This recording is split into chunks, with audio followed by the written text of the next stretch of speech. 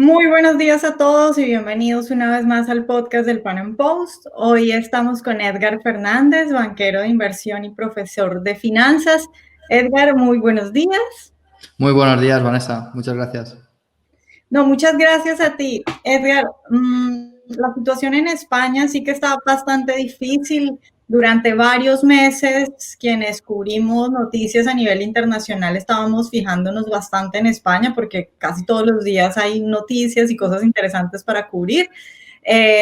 Por supuesto, si esto no fuera para llorar, sería para reír. Y una de las cosas más importantes, de lo que más resalta, es la mentira sistemática en el gobierno español.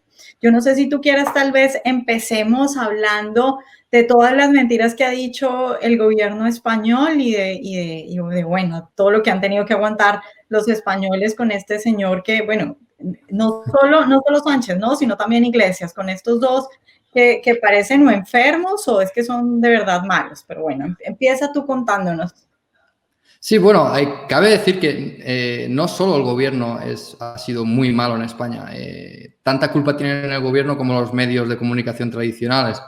Y es que desde el principio de la pandemia, no, antes de que ellos admitieran de que existiera la pandemia o que se empezara a notar los efectos del COVID,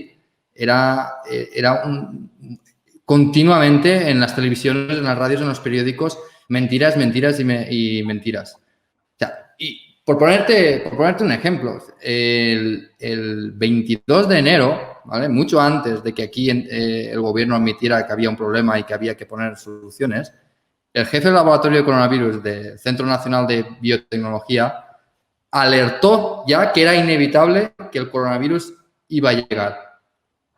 El 25 de enero, la prestigiosa revista The Lancet advirtió que el problema del coronavirus es que era un virus que muy contagioso y asintomático. ¿Qué quiere decir eso? Que una persona podía ir a la calle sin tener ningún tipo de síntomas, sin saber que tenía el virus dentro y estar durante de media 14 días incubando el virus y ser capaz de transmitirlo, aunque no tuviera ningún síntoma. Y bueno, y los casos se repiten continuamente. Yo me acuerdo el 30 de enero que el doctor Pedro Cabades, un famosísimo cirujano, entró a debatir en el programa Antena 3 Espejo Público alertando del peligro del coronavirus, que era un virus muy peligroso, que se iba a extender y que no debíamos, sobre todo, insistió, no debíamos fiarnos de China. Porque las cifras que estaba dando China en realidad eran como entre 10 y 100 veces mayor a lo que estaban diciendo. Y por esa declaración le cayeron todo tipo de críticas. Tal es la ridiculez de este país que el periódico El País publicó una columna básicamente llamando al doctor, uno de los mejores cirujanos, diría que de Europa y del mundo, que era básicamente un ignorante, que no sabía lo que estaba diciendo. Y no solo eso, sino el programa de La Sexta, Al Rojo Vivo, bueno, que ahora ha tenido que borrar todos sus programas de enero, febrero y marzo, los ha borrado de internet. No los puedes encontrar, excepto el del 7 de enero, que es la investidura de Pedro Sánchez. Todos los demás programas están borrados. ¿Por qué? Porque su director todos los días se dedicaba todos los días a ridiculizar a aquellas personas que estaban avisando sobre lo que se venía. Y eso estamos hablando de enero, no es que fuera ya marzo o abril, no, enero. En enero ya se sabía lo que iba a pasar y que se tenía que tomar medidas, como por ejemplo hizo Corea del Sur, que fue de los primeros países que tomó medidas, o Japón, que ya en enero puso en cuarentena a 3.000 personas que estaban sospechosas de tener el virus. Mientras aquí era un viva la fiesta. Y no solo eso, sino que se decía que no se debía llevar mascarillas porque las mascarillas eran contraproducentes. Cuando ahora no solo son obligatorias, sino que además el precio está regulado en algunas de ellas, como son las quirúrgicas, lo que ha provocado escasez. O sea, el nivel de manipulación de gobierno y de medios de comunicación, sobre todo de izquierdas, ha sido tremendo. La burla que han tenido que soportar aquellos periodistas como Iker Jiménez, como Juan Ramón Rayo, o como tantos otros que avisaron del peligro que se nos venía y que teníamos que tomar medidas, ya no las medidas que hemos tomado, que son contraproducentes, como una cuarentena que ya dura como 3 meses, que es contraproducente y que va a producir más muertos por hambre que por el propio virus, sino medidas como las que tomó Suiza en febrero, de distanciamiento social, de prohibido reuniones de más de 100 personas, pero claro, y aquí entramos en el meollo del asunto. ¿Qué pasaba? Que el 8 de marzo tenía lugar la manifestación por el feminismo que todo el gobierno había estado durante meses preparando. Claro, tienen que hacer política, ¿no? Y al final la gente, los españoles, votamos gestos y nos han dado gestos. ¿Y qué gestos nos han dado? Pues politiqueo y poner en peligro a la gente, a pesar de que sabíamos todos lo que iba a pasar. Edgar, ¿qué se ha visto hasta ahora en la economía? Porque bueno, por supuesto que sí, luego cuando vieron que todo esto se les iba a salir de las manos, empezaron a tomar medidas bastante, pues por favor, o sea, en España veíamos noticias como calles militarizadas y todo este tipo de cosas ridículas. ¿Cómo afecta ese tipo de cosas hasta ahora a la economía española?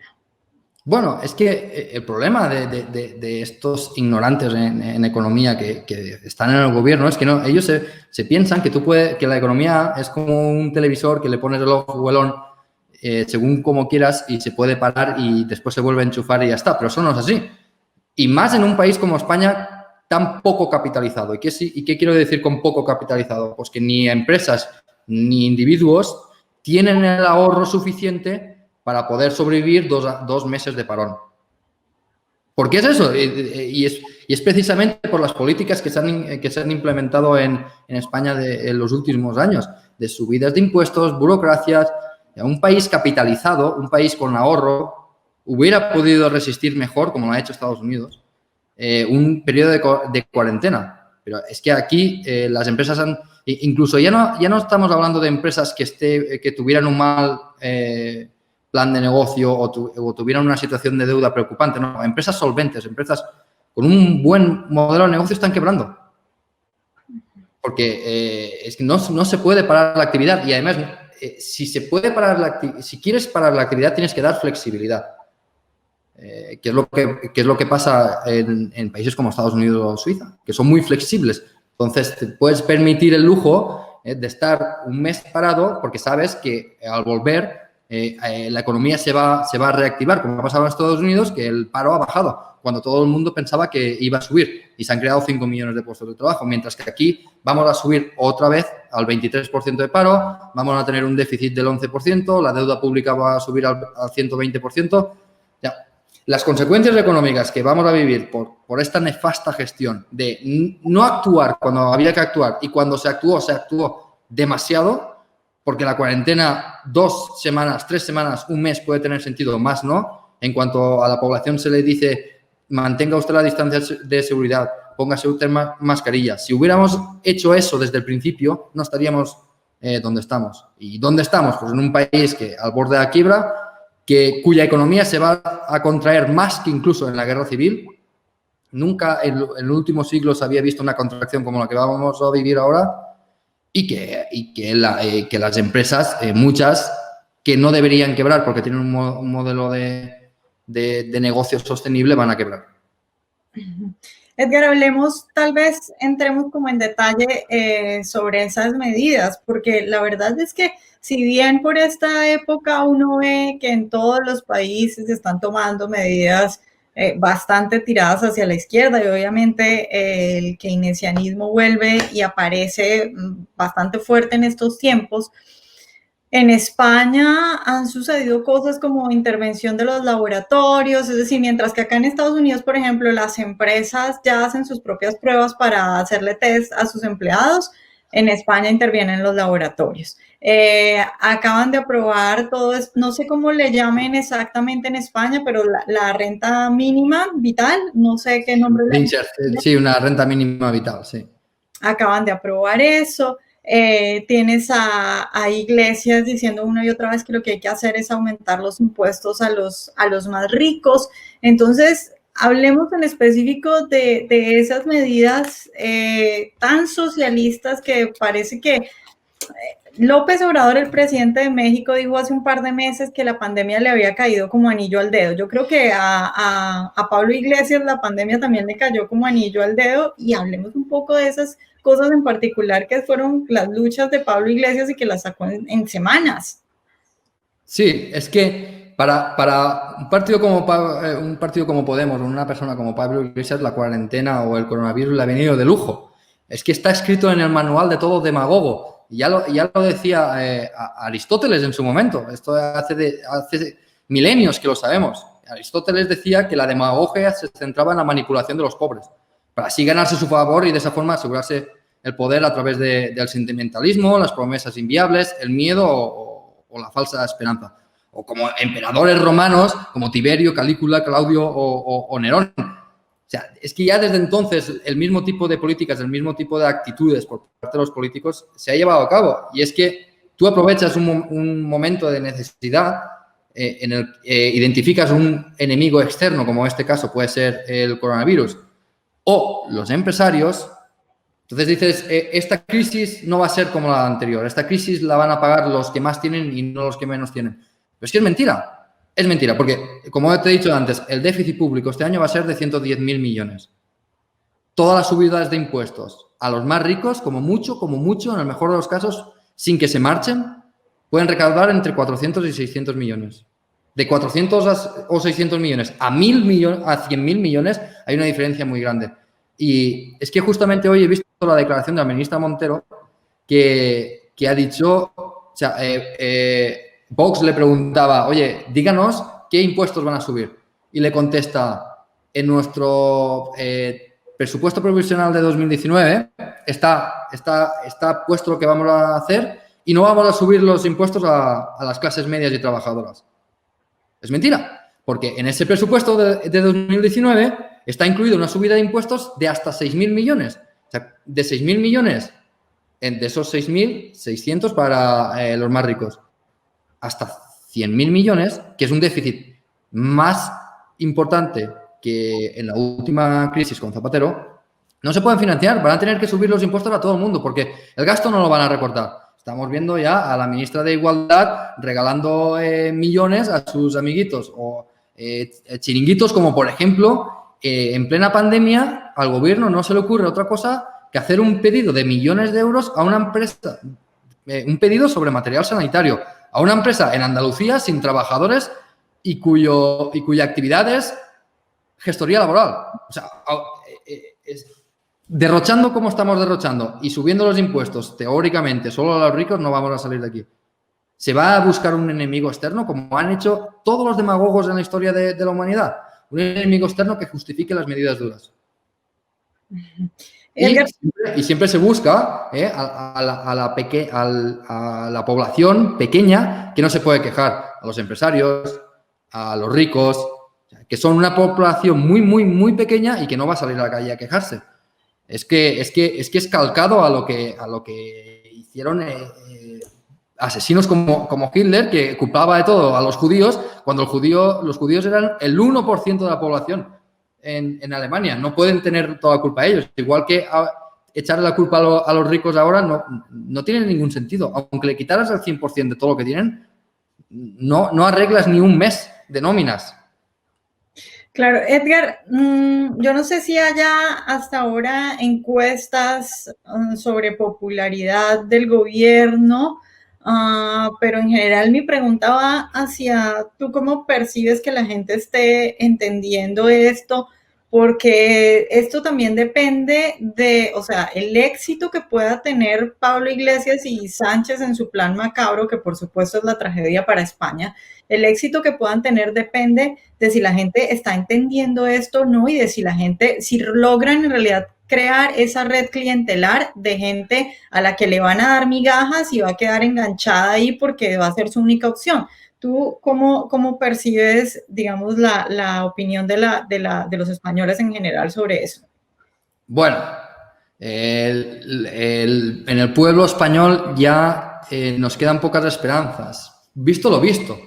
porque ya, si confiamos en el último barómetro del CIS de junio de 2020, que no te puedes fiar de él, pero cogiendo que lo cogemos como real, el PSOE sube del 28% de las elecciones del año pasado al 31,2%, mientras que el PP baja, el Vox baja, Podemos más o menos se mantiene. Yo quiero recordar que hace ya algún año salió un estudio de una consultora que hizo un estudio sobre 23 países y salió que España era el país de Europa que más se creía las fake news. Este estudio lo hizo Ipsos Global Advisors. Y en este estudio también se veía, bueno, el primero de Europa, somos los que más nos creemos las falsas noticias, y el quinto del mundo. Somos un país muy adoctrinado, muy dependiente de los medios de comunicación tradicionales, que no se preocupa por informarse, y esto es el mejor caldo de cultivo para un gobierno. Y es precisamente por eso, por lo que el gobierno está implementando medidas contra el disidente. Está haciendo una campaña contra los fake news, que fake news, según ellos, son todos aquellos que no piensan igual que ellos y que atacan al gobierno por cuestiones objetivas como las que estamos marcando ahora. Pero bueno, este estudio que te digo también decía que el 53% de los españoles afirma que sabe mejor que los demás lo que está pasando en la sociedad. O sea, aquí tenemos el problema de que estamos desinformados y además no solo estamos desinformados, sino que nos pensamos que somos más listos que los demás. Y esto es el caldo de cultivo perfecto para un demagogo como Pablo Iglesias que pueda salir en el Congreso a decir que aquí van a pagar los ricos, como Pedro Sánchez. Pedro Sánchez lleva semanas diciendo hoy ha habido 0 muertes. Mientras las comunidades autónomas al mismo día están diciendo que sí que ha habido muertes. Y él se atreve a salir a la palestra a decir no ha habido muertes. Mira, por ejemplo, este gráfico que estamos viendo en el que de repente España es el país que mejor lo hace porque no tiene muertes diarias. Lo cual es mentira. Las propias comunidades autónomas nos están diciendo que hay muertes y no pasa nada. No pasa nada. Sale Pedro Sánchez haciendo su aló presidente, aló Chávez en la televisión, se pasa 1 hora hablando sin decir nada, soltando todas las mentiras que le da la gana y no pasa nada. No pasa absolutamente nada. No hay rebotes. Es que fíjate lo que pasa. Salen personas a la calle a protestar contra el gobierno, se les llama fachas, se les llama peligro público, se les llama virus. A la semana siguiente salen gente a protestar sobre Black Lives Matter, el movimiento a favor de los negros en Estados Unidos, y no pasa nada. No pasa absolutamente nada. Las manifestaciones en contra del gobierno de España se hicieron en toda España. Las manifestaciones en Madrid a favor de los negros se hicieron en la calle Serrano, la calle más pija y más apoderada de todo Madrid. Ahí es donde fueron a manifestarse. Entonces, te das cuenta de que este país necesita muchísima educación, sobre todo financiera, y necesita que haya una revolución cultural y que nos permita por lo menos estar informados. Edgar, ya para terminar, yo te pregunto tú hasta dónde crees que puede caer España, y a mí me gusta mucho preguntar esto porque muchas veces me encuentro con la respuesta de, bueno, España tiene rey, España está en la Unión Europea, y a mí se me parece mucho esa respuesta como a cuando los venezolanos decían, no, es que nosotros somos súper ricos, el país más rico de la región, que nos va a pasar algo parecido a lo de Cuba. Yo veo cada vez más difícil lo de España, pero yo te quisiera preguntar a ti que obviamente pues vives allá y además que trabajas en inversiones y estás cerca a inversionistas, entonces entiendes muy bien cómo se está moviendo la economía y los empresarios y los inversionistas son los primeros que se suelen dar cuenta de para dónde va un país. Lo que pasa es que muchas veces lo callan. Este es un tema muy, muy, muy interesante, es el papel de los empresarios en todo este tipo de cosas.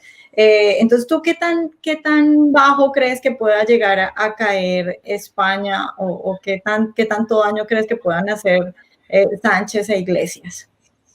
Bueno, es una pregunta que, siendo sincero, si fuera un periodista de La Sexta te contestaría cierto y te diría exactamente lo que va a pasar. Pero si eres sincero y eres honesto, es algo que no puedes saber. Es imposible. Lo que estamos viendo, yo lo que estoy viendo con los inversores es que durante la fase más dura del COVID se paralizó absolutamente todo. Ahora se está volviendo a revivir la entrada de capitales y las inversiones y demás. Muchos negocios están pudiendo recobrar la actividad sin problemas, pero la cosa no pinta bien, sobre todo a medio plazo. Porque a corto plazo las cosas pueden cambiar mucho, pero a medio plazo nos planteamos en un panorama en el que la deuda pública va a ser del 120%, el gobierno no va a bajar los gastos, va a seguir subiendo impuestos, va a castigar más a las clases medias, más de lo que ya están castigadas, y te planteas en un escenario en el que España, haciéndolo muy bien, tardaría 15 años en volver al nivel de deuda que teníamos antes del coronavirus. Y con el paro en el 23%, volveríamos a necesitar entre 3 y 4 años para volver al nivel de paro, a un nivel de paro razonable. Porque es que tú que vives en Washington, a ti que te digan el desempleo es del 23%, eso pasó en Estados Unidos una vez en su historia, en la Gran Depresión, por culpa de medidas socialistas, por cierto, del gobierno estadounidense de aquella época. Entonces, claramente no se puede saber lo que puede pasar. El panorama está muy negro, puede pasar de todo. Y si este gobierno aguanta los 4 años, cosas muy graves pueden pasar, porque es que están prometiendo una renta que al mismo tiempo que prometen esa renta no están pagando los ERTES. O sea, no están pagando lo que se comprometieron a pagar, que en aquellas empresas que por causa mayor tuvieron que cerrar, podían despedir temporalmente a los trabajadores y el Estado se hacía cargo de parte de ese salario. Muchos no están cobrando. Hay miles y miles de trabajadores que no están cobrando. Y ahora en julio se va a poner en marcha una renta mínima. ¿Quién la va a pagar? ¿Europa? Europa no te va a pagar. Te va a dar limosna en comparación a lo que necesita el país para arreglar sus cuentas. O sea, lo que necesita este país es un arreglo de cuentas como cualquier familia. Yo me imagino la familia que nos esté viendo ahora mismo. ¿Qué han hecho ellos durante la crisis del coronavirus? Ahorrar todo lo que podían para ver qué es lo que pasaba. ¿Qué ha hecho el gobierno durante la crisis del coronavirus? Malgastar en mascarillas que no funcionaban, comprar test defectuosos, que el propio gobierno... Mira que del gobierno de China te puedes fiar poco. Y aún así, el gobierno de China te dice, no te fíes de esta empresa mía, y el gobierno les compra. Estamos mal de la cabeza. Y derrochando con imbecilidades de programas del Instituto de la Mujer, con subvenciones. Se ha regalado 15 millones a las televisiones públicas, pero eso es subvención directa. Pero es que además de eso le tienes que sumar toda la publicidad institucional, que ves la televisión y lo único que ves es publicidad del gobierno de España. En lugar de hacer lo que una persona normal hubiera hecho, que es ahorrar, porque el ahorro de las familias ha subido un 10% durante el periodo de coronavirus, el gobierno gasta. Y eso tiene muy mala salida. ¿Qué puede pasar? Pues puede pasar dos cosas, que este gobierno se vaya o que el Estado quiebre totalmente. Y si el Estado quiebra, pues Pablo Iglesias tendrá su excusa perfecta para enviar, entonces los malos serán los hombres de negro de Europa que vienen a rescatarnos. O será Amancio Ortega, que hay que criticarle incluso si dona material sanitario. No se sabe lo que puede pasar, y menos con estos demagogos ignorantes gobernando. Bueno, Edgar, pues muchas gracias por estar hoy con nosotros. Venga, gracias a ti, Valenza.